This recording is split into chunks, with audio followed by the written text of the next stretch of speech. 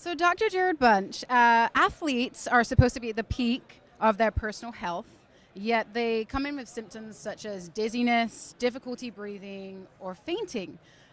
Why is this happening? Well, sometimes it can reflect a heart condition, particularly when an athlete passes out while exerting.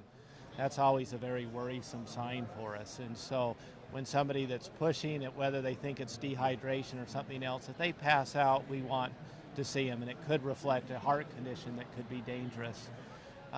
Athletes, so by essence of them pushing hard for long periods of time, really trying to do their best, get their best times, the heart can respond due to that stress with extra beats as well. So sometimes extra beats can be innocent. They can reflect the level and the duration of intensity, but we like to see them to see what we can do and what it reflects. So, is there a certain age group or sex that would be at a higher risk for developing palpitations or the symptoms associated? We see two unique age groups. One's a younger group, the 20 to 40-year-old, the one that's trying to stay in peak shape, peak performance. They often are really trying to get their best times, and some of them are using stimulants and over-the-counter products that can irritate the heart, and they also have many life demands at that time.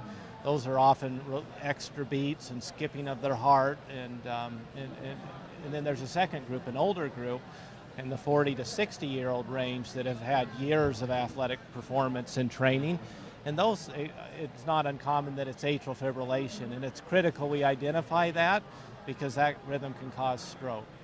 And that's also a rhythm. So, paroxysmal AFib, that's something that I know in your clinic you've seen patients who have probably had atrial fibrillation for a long period of time, but they haven't known that they've had the condition, which can be obviously of a concern.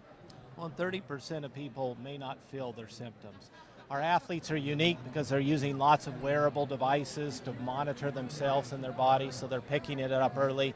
Some of the new technologies now are designed to give feedback. Is it atrial fibrillation? Is it a fast, irregular rhythm? So our athletes that are at slightly higher risk of developing fibrillation than normal population, the normal person, they're able to get insight into the effect of their exercise on their heart early on. And it's critical we identify it again because it can be a rhythm that's associated with stroke. Well, thank you so much for stopping by. Thank you.